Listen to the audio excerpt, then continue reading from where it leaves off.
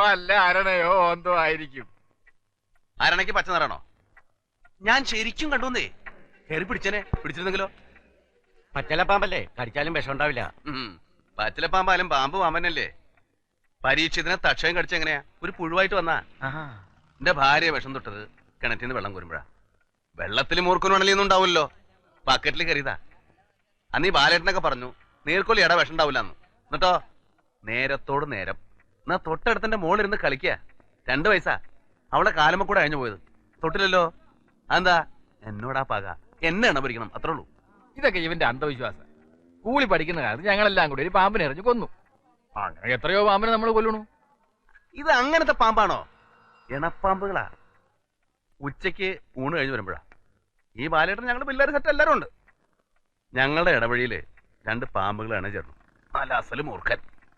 ഞങ്ങള് കല്ലെടുത്ത് കയറി തുടങ്ങി. ഒന്നിന്റെ തലയ്ക്ക് എന്നെ കൊണ്ടു. സാധനം ചത്തു. എണപ്പാമ്പ് ഞങ്ങളെ നേരെ ഒരൊറ്റ വരവാ. രമ്മേ എങ്ങനെ ഓടി രക്ഷപ്പെട്ടു എന്ന് ഈശ്വരന്മാർക്ക് മാത്രമേ. സംഗതിയൊക്കെ നേരാ. എന്ന് വെച്ചാൽ ഇപ്പോഴും ആ പാമ്പ് പകയും കൊണ്ട് കിടക്കാന്ന് പറഞ്ഞ പക ഇല്ലാണ്ടിരിക്കുവോ?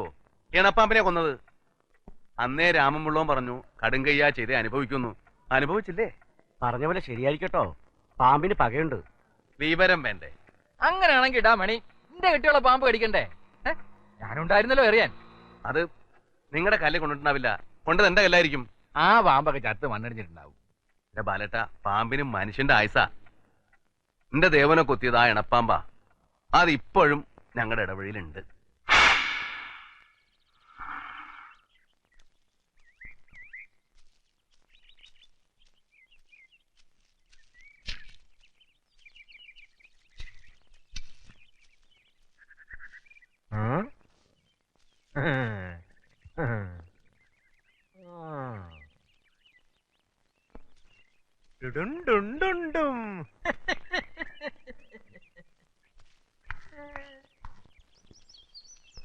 ഇന്ന് നേരത്തെ ആണല്ലോ.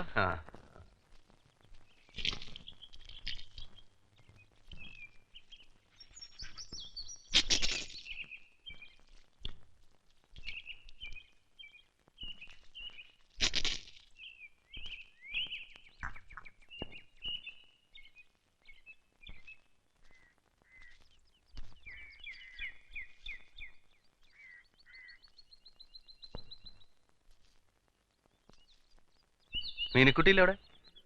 സരോജിനി ഇവിടെ ഇല്ല. എന്തേലും പറയണോ? വേണ്ട.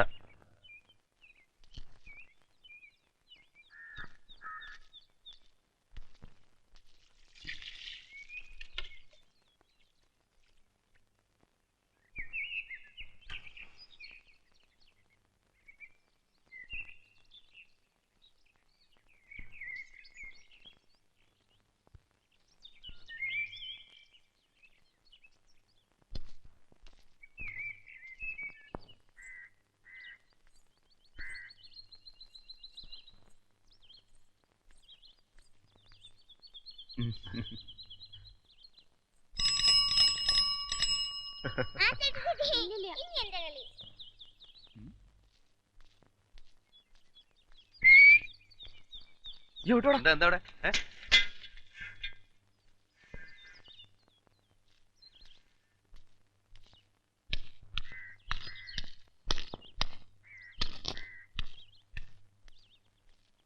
വീട്ടിന് അമ്മർത്താണോ കളി?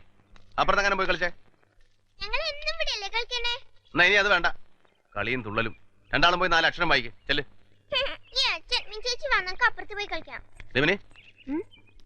ആരാടെ വീട്ടിലൊരു വിരുന്നുകാരൻ? കാർത്തിട്ടാണോ?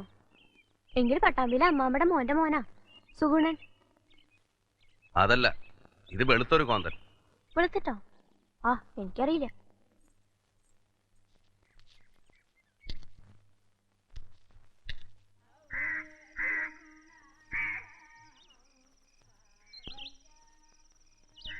ഇപ്പൊ പോയ ബസ് കിട്ടുമെന്നാ ഞാൻ ആലോചിക്കണേ. ബസ് കിട്ടും.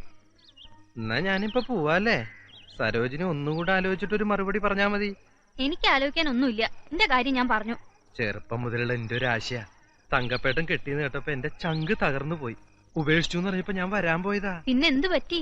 അപ്പൊ എന്റെ അച്ഛൻ പറഞ്ഞു ഇവിടെ ഒരു നായരായിട്ട് ബന്ധമുണ്ട്. അതിന്റെ ഇടയില് അപ്പൊ ഇപ്പോഴോ? അപ്പൊ അച്ഛൻ മരിച്ചു. അതല്ല, ഇപ്പൊ നായരായിട്ട് ബന്ധമില്ലെന്നാ?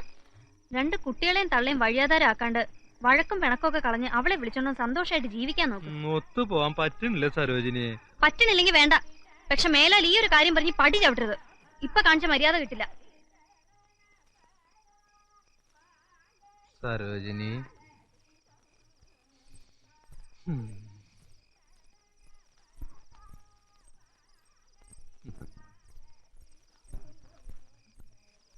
ആരാ മേള്?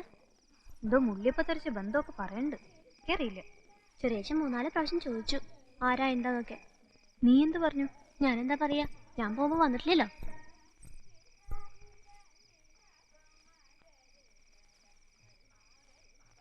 നിങ്ങൾ താമസിക്കുന്ന സ്ഥലത്തിനു ചുറ്റും ഒന്ന് കണ്ണോടിച്ചു നോക്കൂ. ഒരു നദിയോ അല്ലെങ്കിൽ ഒരു പുഴയോ അതുമല്ലെങ്കിൽ ഒരു കുളമോ നിങ്ങൾക്ക് അവിടെ കാണാൻ കഴിയും. പശ്ചിമഘട്ടത്തിൽ നിന്ന് ഉത്ഭവിക്കുന്ന 44 നദികൾ കേരളത്തിൽ ഉണ്ട്. ഭാരതപ്പുഴ, ചാലിയാർ, പെരിയാർ, മൂവാറ്റുപുഴ, പമ്പ എന്നിവ ചില പ്രധാനപ്പെട്ട നദികളാണ്. നമ്മുടെ സംസ്ഥാനത്തിലെ ഏറ്റവും നീളമുള്ള നദിയാണ് ഭാരതപ്പുഴ. പുസ്തകം നോക്കി വായിക്കുമ്പോളെ. നദിയാണ് ഭാരതപ്പുഴ. ധാരാളം നദികളുള്ള സംസ്ഥാനമാണ് കേരളം. നിങ്ങൾ താമസിക്കുന്ന സ്ഥലത്തിനു ചുറ്റും ഒന്ന് നീ ഇടപെടിയാണോ? നോക്കൂ. അതെ. ഒരു നദിയോ അല്ലെങ്കിൽ അവിടെ വീട്ടില് മീനിക്കുട്ടി കണ്ടോ? ഇല്ല, എന്തേ? അവിടെ വേറെ ആരെങ്കിലും ഉണ്ടോ? ഞാൻ നോക്കിയില്ല. എന്റെ പോയി നോക്കണോ? വേണ്ട, നീ വയ്ക്ക്. ഓ. ആ അയ്യപ്പാ, അല്ല നീ ഒരു കാര്യം ചെയ്യ്. നീ ഇവിടെ കുറച്ചു നേരം ഇരിക്കും. എനിക്ക് ഒരു തലവേദന, ഇത്തിരി അമൃതാഞ്ജനം വാങ്ങണം. ഞാൻ പോയി വാങ്ങിച്ചിട്ട് വരാം. അല്ല ഞാൻ പോ, എനിക്കൊരാളെ കാണുന്നുണ്ട്. അന്ത്യായ പുറത്തിറങ്ങാത്ത ആളാണല്ലോ. ഒരു നദിയോ മോളെ, വേഗം പഠിച്ചു കഴിഞ്ഞാ ഒരു പാട്ട് പാടി തരാം. ആ പടി. ഒരു പുഴയോ അതുമല്ലെങ്കിൽ ഒരു കുളമോ